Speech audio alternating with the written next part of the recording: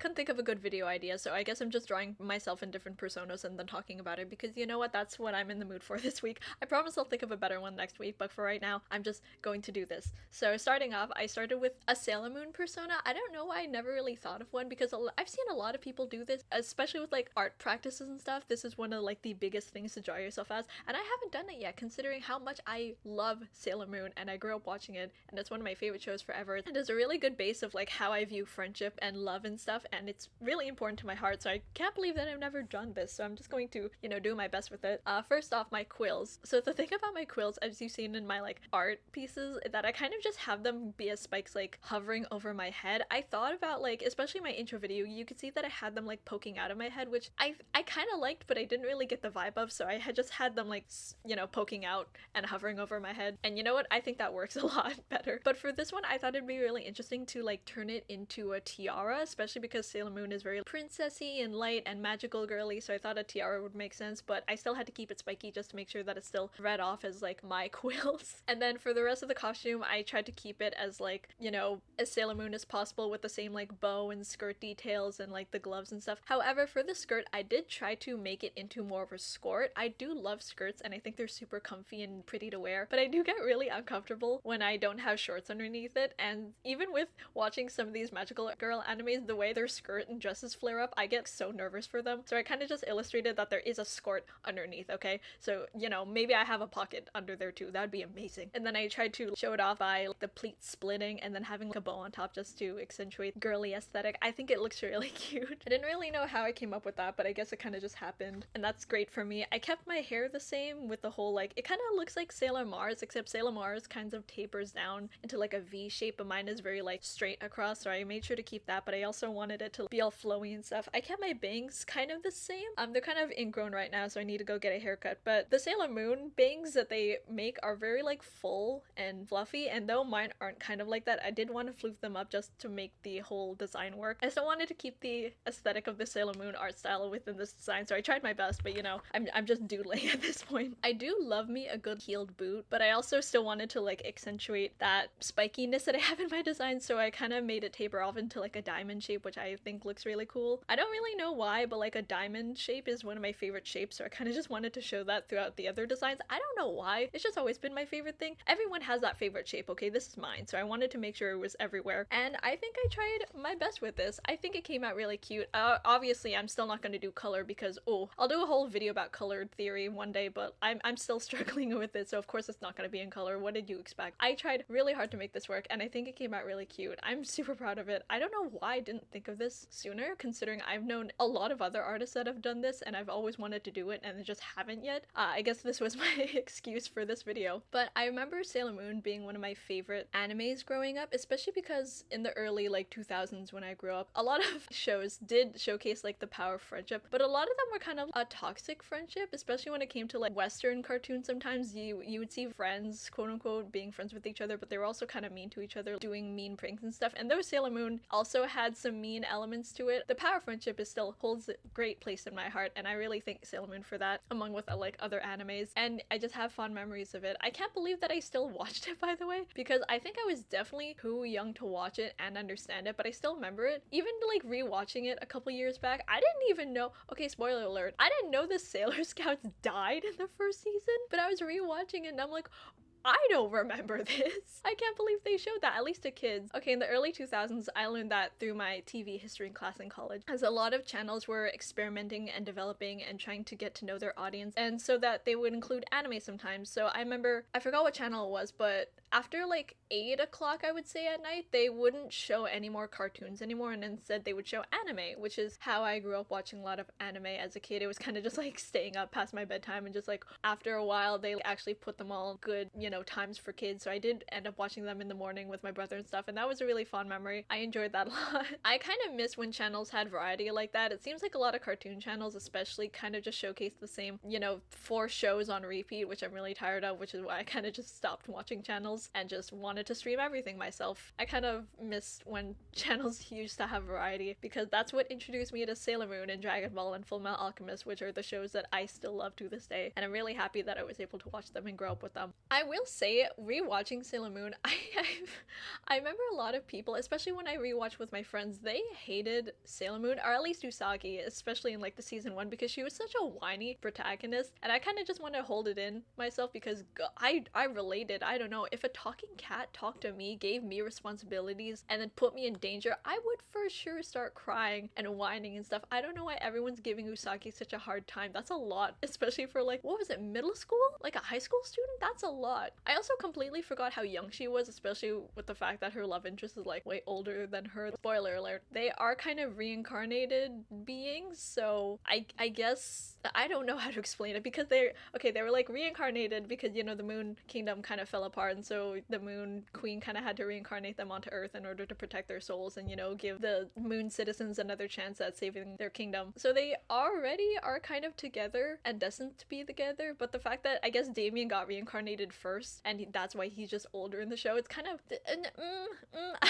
I side-eyed it all the time, don't worry. I remember as a kid though being super uncomfortable about their age gap, or at least what I think their age gap was. I know they're trying to like kind of fix it in the new ones because they don't want their age gap to be too extreme now, which I'm happy for, but that was one of my biggest things watching it as a kid. But besides that, I really did like the show, I promise. Animes can't all be perfect, I guess, and this was one of my biggest things about the show. Another thing that I really liked about the show, I really liked the dubbing. I forget what dubbing it was because I think there's 2 main ones now when it comes to this anime. They have 2 different types of dubbings. I'm okay with them. I think they're good. I forget which one is better or the one I grew up with, but I remember watching like the Japanese one time and I was like, whoa, they're Japanese. Like, it blew my mind. That's so stupid. That's such a kid thing, by the way. It's like, oh my god, they speak other languages even though this show was made in Japan. Yeah, that was just one of my little kid knowledges. I couldn't really understand much as a kid, okay? I think now my favorite is definitely Sailor Mars. I don't think it's just because I can low-key cosplay as her right now, but I think she just has like my personality. I can be very mad and angry sometimes, but also like, you know, power friendship. I adore the power friendship in this show, guys. I am so tired of all of these like weird, especially like sitcoms sometimes where they are trying to be like about friendship and about like loving your friends and stuff, and they are the most like toxic, mean people to each other. They will like talk about each other behind their back and stuff, and I remember it being such a jump, especially, you know, from watching animes like this where friendship is everything and they treat it better than family sometimes, and I'm like, whoa, you're doing what behind your friend's back? I guess I kind of raised my standards. What I'm saying is that Sailor Moon kind of just made me who I am, and I'm very proud, and now that I made my own persona, I guess I can be technically in it. So what I'm basically saying is that this design is kind of just living out my fantasy of wanting to be in Sailor Moon, because now I could draw myself in it, which I didn't even realize I could do that until like very recently. I don't know why. I don't know. I feel like as an artist, I forgot that I could like be capable of doing these things. You can literally draw yourself in any universe you want and then like change the art style, change how a character looks. Like, it's magical, and I just keep forgetting that I'm capable of doing that, and that's so funny. Like, I could recreate a whole cartoon if I wanted to, especially with like my animation skills. I could remake any cartoon that I want to, and that's so bizarre, and I keep forgetting I could do that. But I'm really thankful that I could do that because this design I think came out really nice. It was really pleasing to ink and stuff. I keep forgetting that because a lot of my designs are like black and white, I don't really need to ink a lot of the details because I'm just gonna cover them over with black anyway. But oof, that's just one of the quirks, I guess, about drawing in my style. I thought of doing full illustration in like the whole cartoon or anime style that each of these personas are based off of, but oh my god, I feel like it would be a whole nother video just talking about the analyzation of some of these art styles because they are magical. Oh my gosh.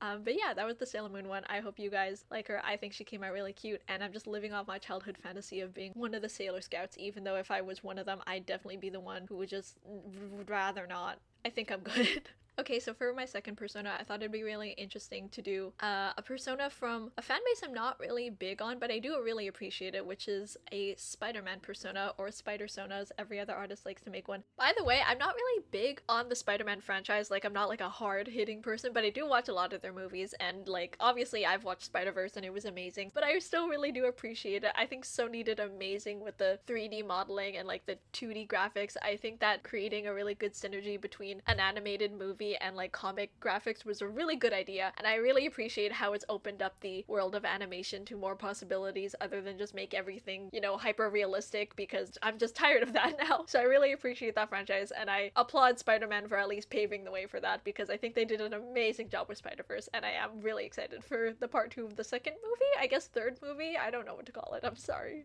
So obviously with the franchise this big, of course the fan base and the artist community popped off, because looking through everyone's Spider-Sonas was so cool. Oh my gosh, guys. I looked through so many of these on Pinterest, and oh my god, they are gorgeous, guys. Everyone is so creative with how they want to customize like their specific spider design and how they want like the helmet to look and their color schemes. Like, it is magical. Oh my god. So obviously I wanted to be cool like them, but I had such a big struggle with this design. I don't know why. I guess I was overthinking it, because a lot of them, they would just look so cool, and I thought I could never really live up to what other artists are doing, which I guess I kind of just, you know, filled myself with some anxiety because of I was comparing myself a lot, but I still tried my best. So I tried to obviously incorporate the quills into the headpiece. I think it came out really well, but it kind of, I don't know, it's giving off more Power Rangers vibes to me than like Spider-Man. I tried to showcase multiple eyes in the helmet to, I guess, showcase that, you know, it's a spider, and then I still kept the design black and white because, you know, come on. Obviously, I thought it would be really cool for this spider, I guess, one to be more like of an anti-hero, as we're going off of like the Sailor Moon one, you know, she's obviously a hero, so I think it'd be really funny for this one to be an anti-hero, I guess, to showcase like the different parts of me, or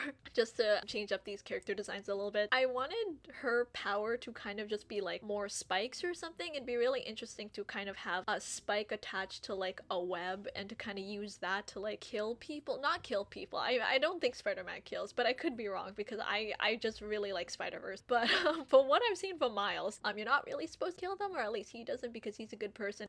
You know what? I'm just gonna say she's not gonna kill. Anyway, so she's just using them for, you know, pizzazz. But I still feel like a spike design attached to a web would be a really interesting way to capture people, especially in like a very pacifist way. So let's just gonna stick with that. She's not evil, she's not good, but she's there. So for the design, I don't know. I was having a really hard time struggling with, I guess, the spider design, because I did really want to incorporate like a spiky shape of a spider, but I also didn't want it to look like too evil. I have so many drafts of this in my sketchbook, by the way, of me just like rambling on and on about like different designs and shapes and stuff, but I think I finally came up with a really good one. I don't know why. I kind of looked at the spider and I was like, okay, it's got lots of legs, but that's kind of really hard to illustrate sometimes, especially because a lot of them kind of blend into some of the costumes. Some of them don't even have a spider, to be honest, but I still wanted to incorporate the spider just to make sure it reads off as a whole spider persona. So I tried my best with like putting different shades of black everywhere and like different triangles, and I was still having such a problem. But I realized that when it comes to my color scheme, I do want black to be the dominant character, so I started with a black layer, and then I kind of just carved out the pieces of her design that would stay white, and in doing so I did create a really interesting shape around her chest area that's like a very spiky-ish design that kind of reads off as anti-hero vibes to me, and I can't really explain it that well, but I think it turned out really cool. A lot better than any of the designs I really came up with in my sketchbook. I didn't really want to add like a techno theme. I know when it comes to the spider designs, I've seen some go for like a very techno theme, and then some went for a very like natural spider web theme, but I think I tried my best to keep this one as neutral as possible, I guess, with my design, and I thought it'd be really interesting to incorporate little like lines and spikes into her design, just because in my design I do add like these little like lines and dots on like the shoulders and like my nose, just to give a more appeal to a character and not just giving them a blank face. So I thought that doing that for this design would be really interesting too. The rest of the design, I guess, is just black because I couldn't really think of anything else, but I still think she came out really cool. And I don't know how I would be as a superhero, but I guess I would just, you know, just lie there and I guess look cool. I'm really proud of this design. I struggled a lot with it, but when it comes to art, you just have to struggle a lot in order to come up with something that you like, and I was very stubborn with this, and I did try my best, and I did get to somewhere where I do like my design, so I'm really proud of myself for that. And you know, that's just how art be sometimes. I do think as a Spider-Man, I don't know how well I do, considering I'm scared of heights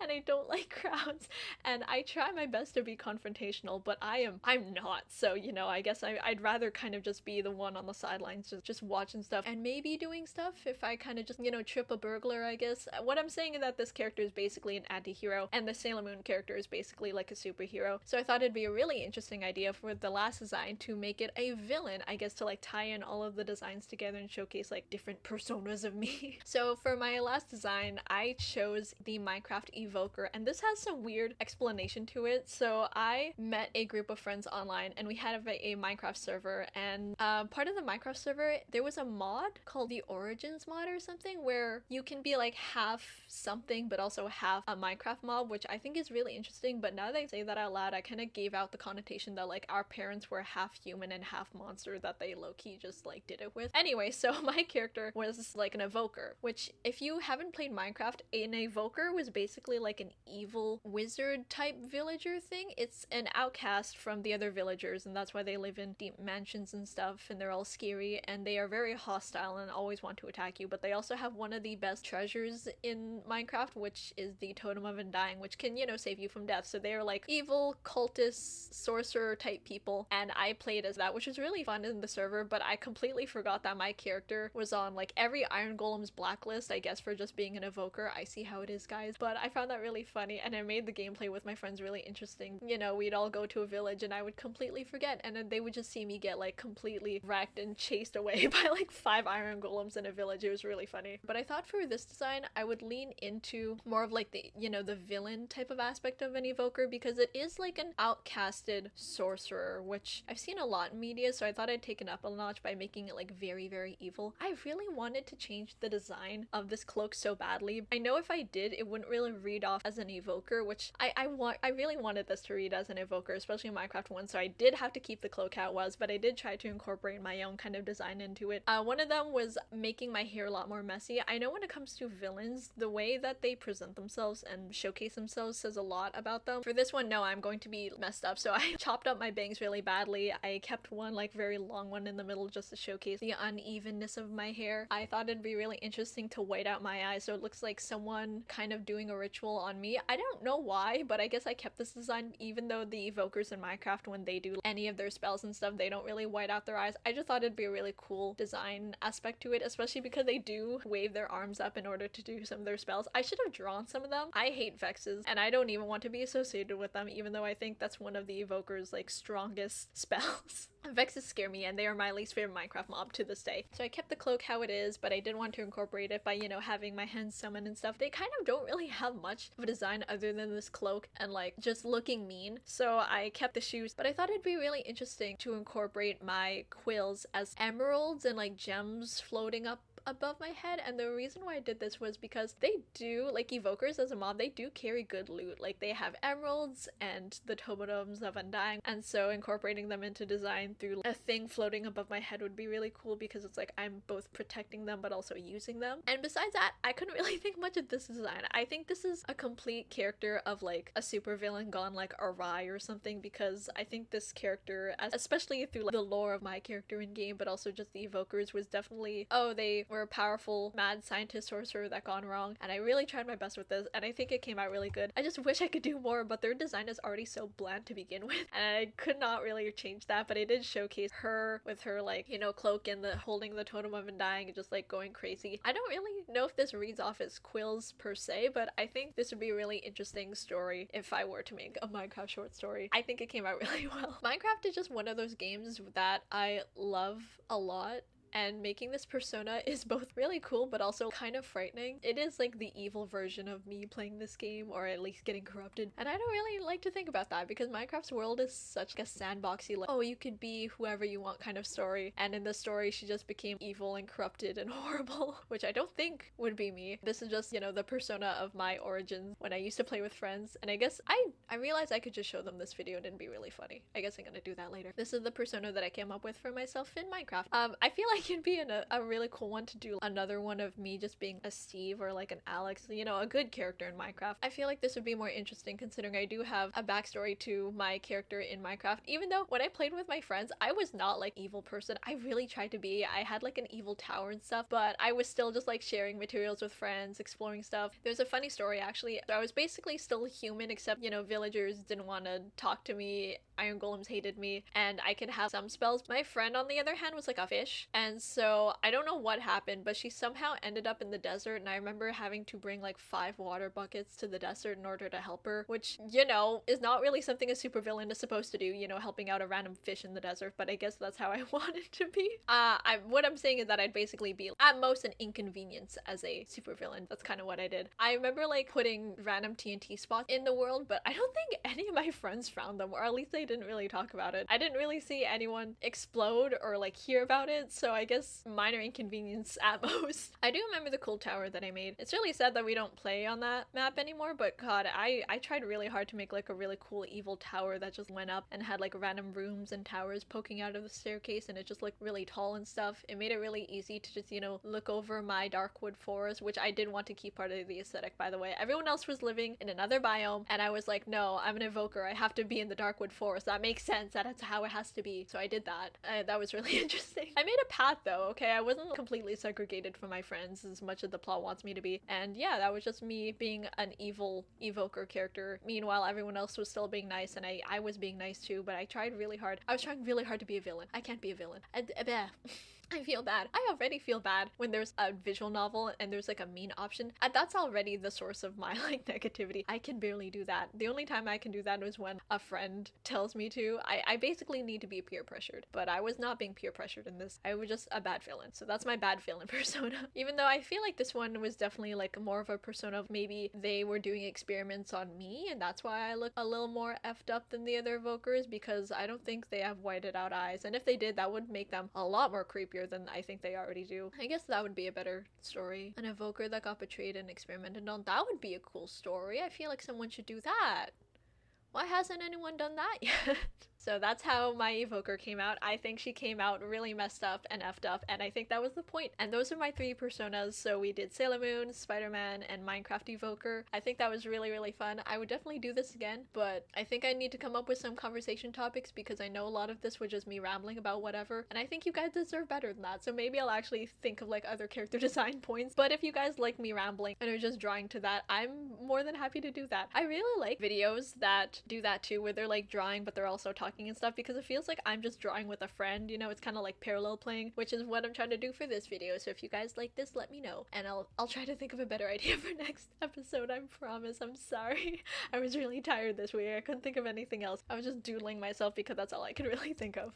But yeah, I hope you guys like this video anyway, and I'll see you next time. Bye!